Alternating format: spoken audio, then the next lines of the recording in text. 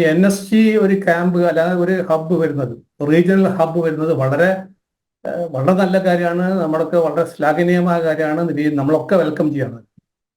കാരണം കേരളത്തിലും കൂടെ ഒരു പുതിയ ഒരു റീജിയണൽ സെന്റർ വരാൻ പോവാണ്. അപ്പൊ ഇപ്പൊ എനിക്ക് തോന്നുന്ന എൻ്റെ അറിവ് വെച്ചിട്ട് ഇപ്പൊ 5 സെന്ററാണ് ഉള്ളത്. ഹെഡ് ക്വാർട്ടർ കൂടാതെ ഹെഡ് ക്വാർട്ടർക്ക് 5 സെന്ററാണ് ഉള്ളത്. അത് ഒന്ന് ചെന്നൈയിലാണ്, ഒന്ന് മുംബൈയിലാണ്, മറ്റൊന്ന് കൽക്കട്ടയിലാണ്, ഒന്നുള്ളത്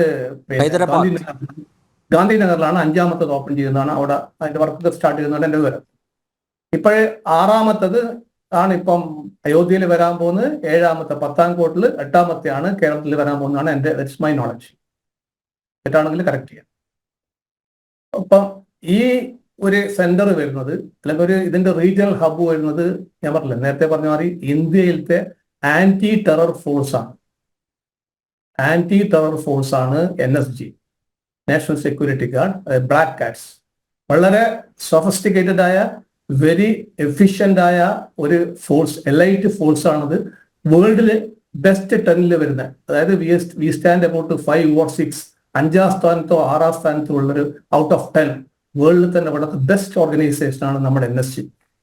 അപ്പൊ അത്തരത്തിലുള്ള വളരെ എഫിഷ്യന്റ് ആയ ഒരു ഓർഗനൈസേഷൻ ഇവിടെ വരുന്നത് എന്തുകൊണ്ടും നമുക്കൊക്കെ അഭിമാനം കൂടിയാണ്. കേരളത്തിൽ ഇങ്ങനത്തെ ഒരു സാധനം വരുന്നുണ്ടല്ലോ. കാരണം അതേ ഗവൺമെന്റ് പല കാരണങ്ങൾ കണ്ടിരിക്കാം. ഒന്ന് തീവ്രവാദം തന്നെയാണ്, ഒന്ന് ഇസ്ലാമിക് തീവ്രവാദം തന്നെയാണ്. അതിൽ നമ്മൾ മറച്ചു വെച്ചിട്ടൊന്നും കാര്യമില്ല.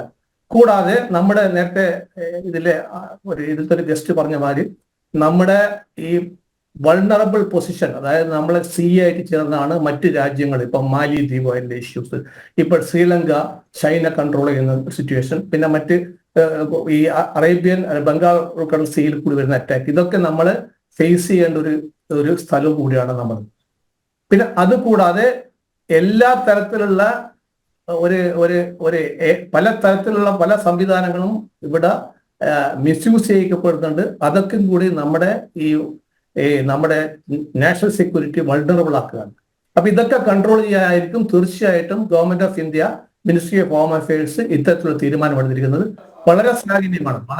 ഈ ഓർഗനൈസേഷൻ തന്നെ അതിന്റെ മോട്ടോ തന്നെ വളരെ ക്ലിയർ ആണ്. അതായത് അത്ര സെക്യൂരിറ്റി, എല്ലാവർക്കും സെക്യൂരിറ്റി സംവിധാനമാണ്. അതിന്റെ മോട്ടോ പറയാന്ന് വെച്ചാല് സർവോത്തം സുരക്ഷ, അതാണ് അതിന്റെ മോട്ടോ തന്നെ.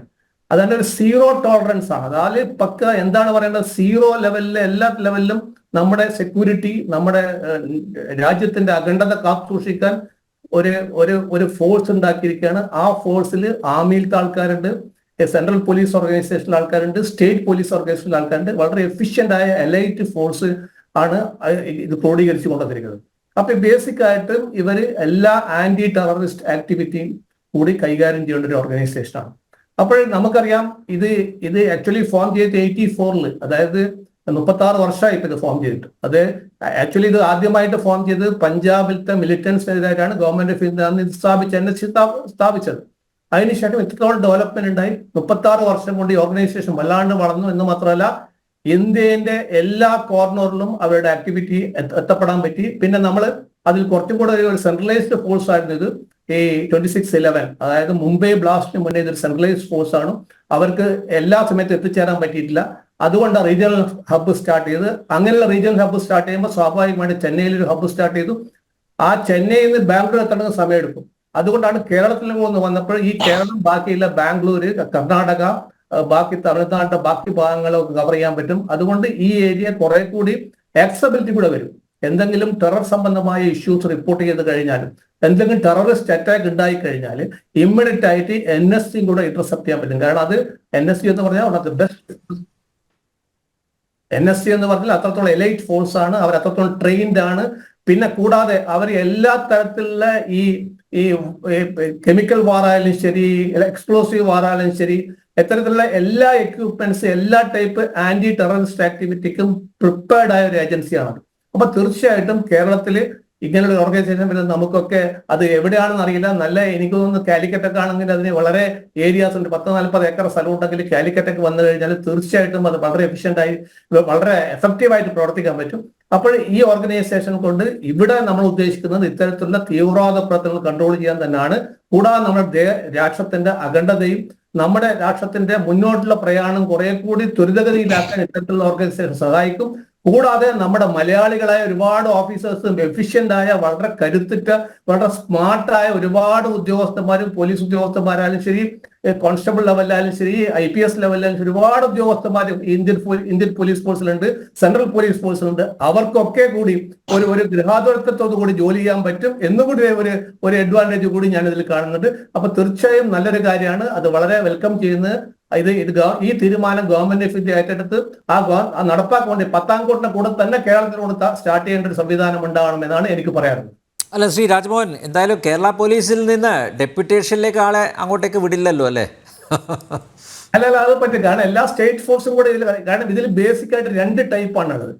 ഇതിൽ ഒരു റേഞ്ചർ ഫോഴ്സും ഉണ്ട്, ഒരു സ്ട്രൈക്കിംഗ് ഫോഴ്സും ഉണ്ട്. ഈ സ്ട്രൈക്കിംഗ് ഫോഴ്സ് എന്ന് പറയുന്നത് സ്വാഭാവികമായിട്ടും ആർമിന്ന് ഉള്ള ആൾക്കാരാണ്.